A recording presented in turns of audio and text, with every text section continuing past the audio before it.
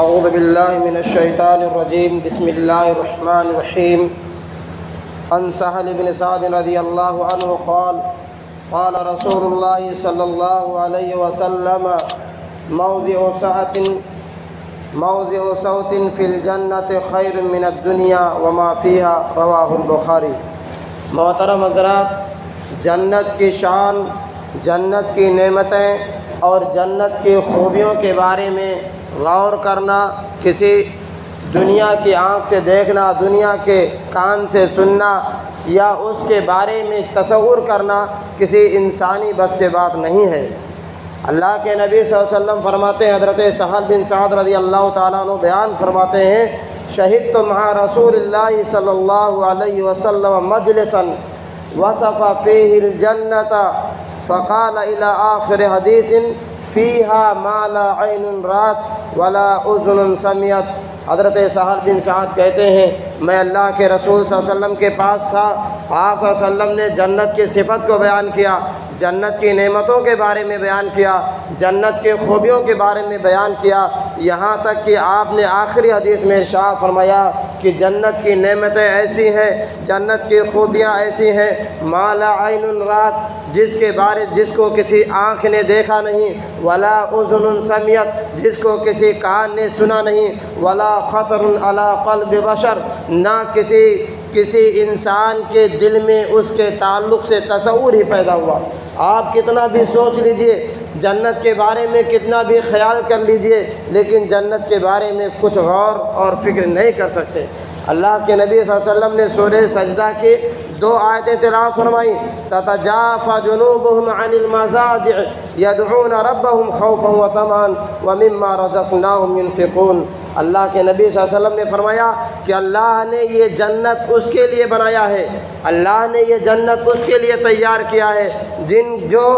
خواب گاہوں سے الگ ہو کر، جو اپنے بستروں سے الگ ہو کر رات میں اللہ رب العالمین سے ڈر کر کے، اللہ رب العالمین سے ثواب کی امید کی، ثواب کی نیت، ثواب کی امید لگا کر کے اپنے رات کو گزارتے ہیں، یعنی اپنے بستروں سے الگ ہو کر کے تہجد کی نماز ادا کرتے ہیں، وَمِمَّا رَزَقْنَاهُمْ يُنْفِقُونَ، اور جو ہم نے انہیں دیا اسے خرچ کرتے ہیں۔ یعنی یہ جنت اللہ رب العالمین نے اپنے متقین، اللہ سے ڈرنے والے، اللہ کی عبادت کرنے والے اور اللہ کے راہ میں خرچ کرنے والے بندوں کے لیے اللہ رب العالمین نے تیار کر رکھا ہے۔ آگے فرمایا فَلَا تَعْلَمُ نَفْسٌ مَّا أُخْفِيَ لَهُم مِّن قُرَّةِ أَعْيُنٍ جَزَاءً بِمَا كَانُوا يَعْمَلُونَ۔ اللہ تعالیٰ نے ارشاد فرمایا فَلَا تَعْلَمُ نَفْسٌ، کوئی اس کو جان نہیں سکتا، کوئی اس کو بارے میں جان نہیں سکتا، ما اخفی لہم من قرۃ اعین،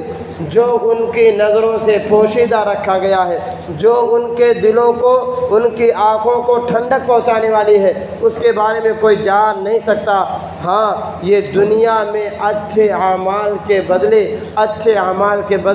یا دنیا میں ان کے نیک اعمال کے بدلے کی شکل میں اللہ تعالیٰ قیامت کے دن عطا فرمائے گا۔ تو محترم حضرات، جنت کے بارے میں یا جنت کی نعمتوں کے بارے میں، جنت کی خوبیوں کے بارے میں سوچنا، غور کرنا، اپنے دل میں تصور پیدا کرنا کسی انسان کے بس کی بات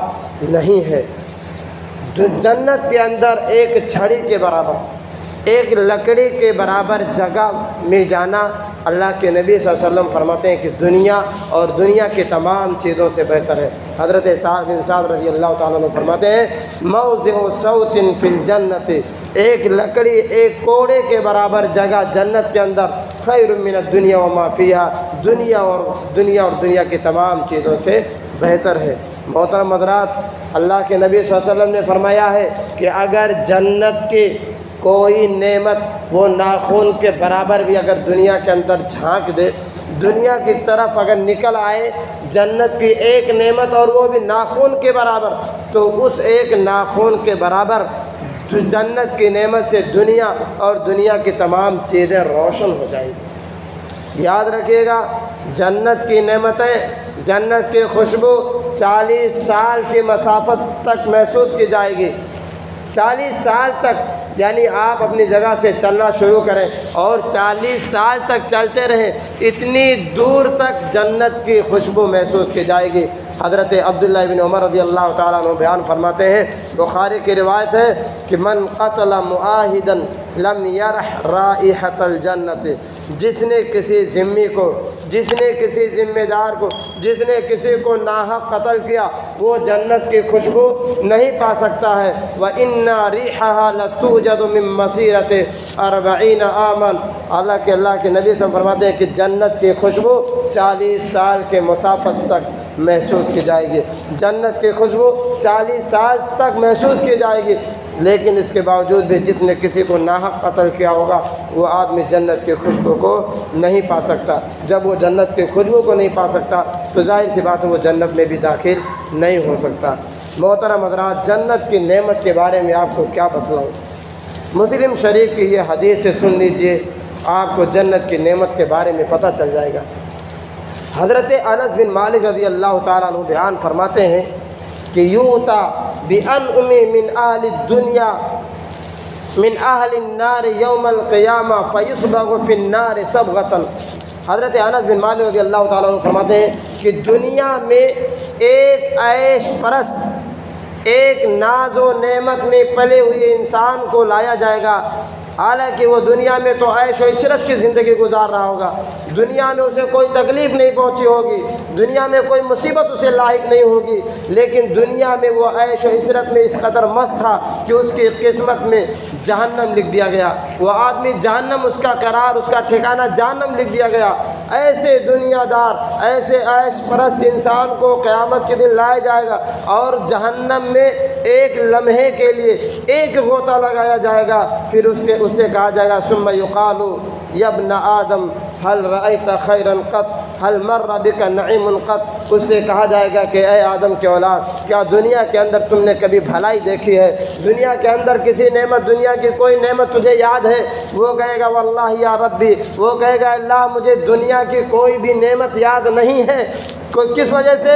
حالانکہ دنیا کے اندر ناز و نعمت میں پلا تھا، عیش و عشرت کی زندگی گزاری تھی، لیکن جہنم کے اندر ایک لمحہ، ایک غوطہ لگانے کی وجہ سے وہ دنیا کی ساری نعمتوں کو بھول جائے گا۔ پھر اللہ کے نبی صلی اللہ علیہ وسلم فرماتے ہیں ایک ایسے آدمی کو لایا جائے گا من اشد الناس بوسا، جو دنیا کے اندر بہت زیادہ مصیبت، بہت زیادہ پریشانی میں گزارا ہوگا، لیکن قسمت میں اس کے جنت لکھی ہوگی، لیکن قسمت سے وہ آدمی جنتی ہوگا، اس کو جنت کے